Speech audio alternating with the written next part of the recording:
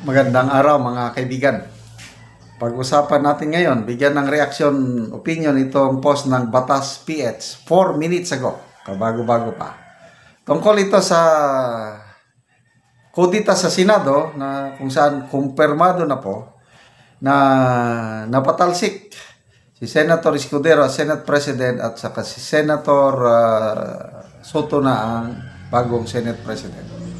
So ang tanong, sino ang magiging chairman sa Blue Ribbon Committee dahil siguradong papalitan nila si Senator Marcoleta. So ito, Senator Risa Hontiveros as Blue Ribbon Chair? Question mark. Look, Senator Tito Soto has replaced Chis Escudero as the new Senate President. There are reports saying Senator Risa Hontiveros is being eyed to replace Senator Rodante Marcoleta as Blue Ribbon Committee Chairperson. Okay? So, sa nabasa kong post din ni Teo Moreno, ang nabanggit niya, si Senator Ping Lacson daw o posibleng papalit kay Senator Marcoleta. So, to me, napaka-importante kung sino ang maging bagong chairman. As far as I'm concerned, kung akong tatanungin nyo, very satisfied ako the way Senator Marcoleta, yung kanyang Blue Ribbon Committee hearing, dami nang na-achieve. Lalo na kanina,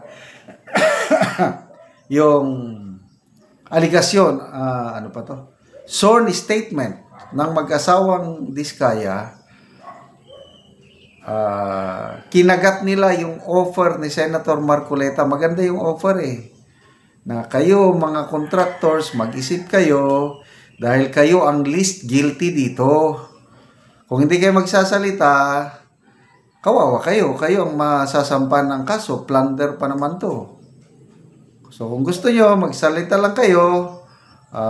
Tutulungan namin kayo, witness protection program, mga ganyan.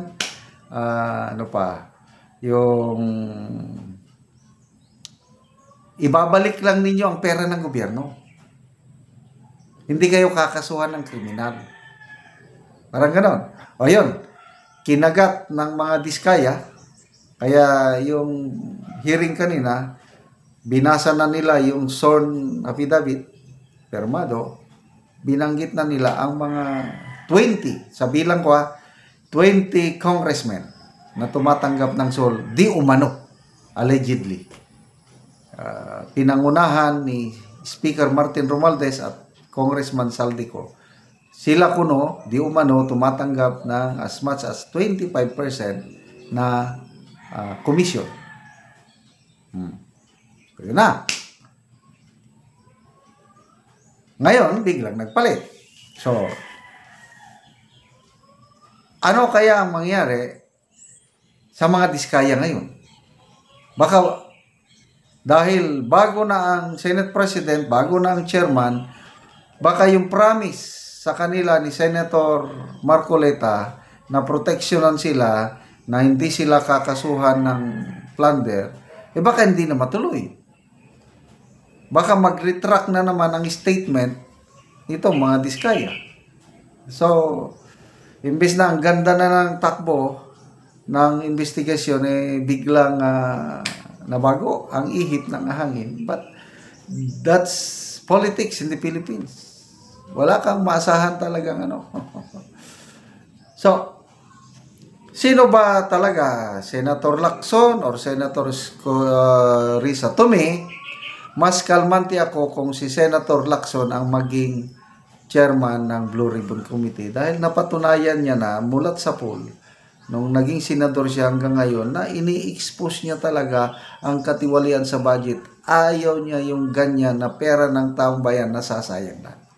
Ganyan ang tingin ko kay Senator Lacson. Kaya kalmante ako kahit maalis si Senator Marcoleta as chairman ng Blue Ribbon, basta si Senator Lacson lang ang papalit. So iba na kung si Senator Risa Hontiveros, anyway, kanya-kanya tayong tingin, I am very sure maraming mga kakamping na matutuwa na siyang ilalagay. But to me, opinion ko lang ito, parang mag-iba ang ihip ng hangin pag siya ang inilagay na chairman. Kasi nga, mayroong bahid na may question mark na. Di ba sinampahan siya ng ethics complaint sa ethics committee dahil sa di umano, allegedly, na pag kay Karen o Michael Morillo, yung binayaran ng mga witness. So,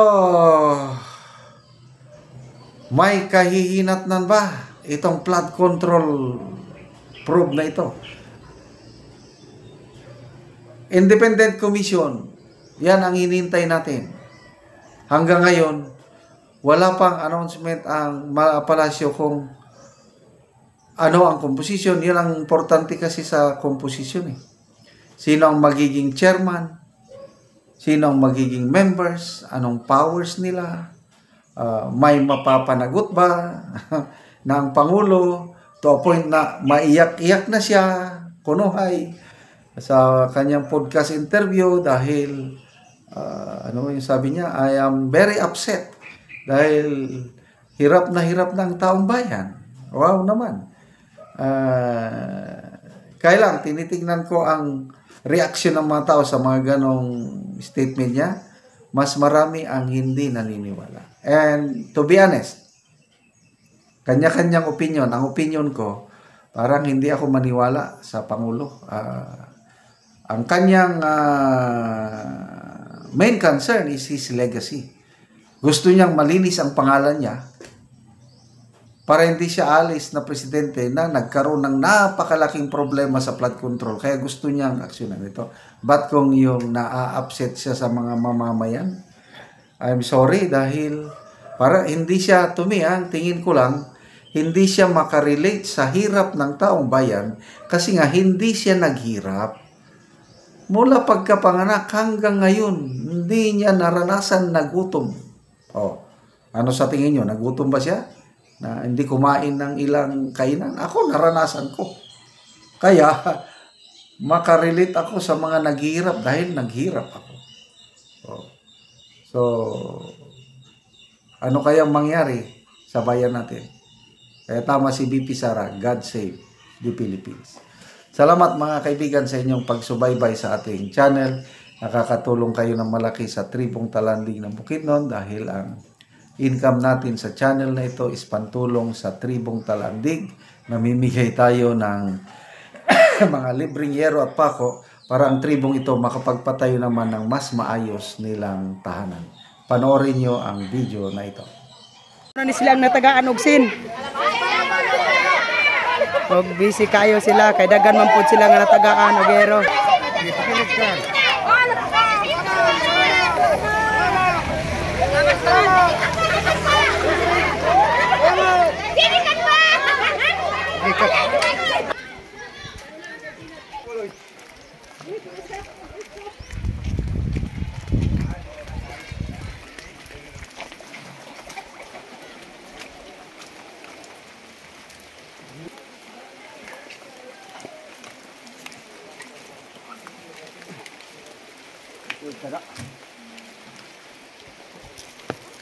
Sir, salamat sa Ginoo nga naghatag niining hinabang nga sin.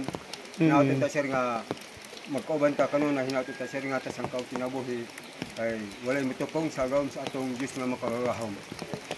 Sir nga daghang pa ang matabangan nga nanginanglan sa mga kakulangon. Pila na day katuig ang imong kuan-kol? Imong Edad? edad? 57 akong edad karon. 57 na ka. Oo, 57 na ko. Pila ka buok imong anak kol? Siyam. Siya mang imong anak. Oo. So pila karon ang imong gabuhion kol? Juan, 5 kay nakapamilya naman ang uban. So, ang akong gabuhion karon tulo, apil ang akong mga apo. Oo. So karon kol nga magbalay ka, so kuan na gyud makaatop na gyud ka. Salamat ka sir kay dili na gid mi sir ulanan kay naanay sin nga imong gihatag sa amo ha. Nautin ka sir nga kaloy ang tanan. So salamat. Pasad ka magpaingon sir, kanunay magawan ang Ginoo sa imo ha. Salamat kayo, Col. Salamat tayo po.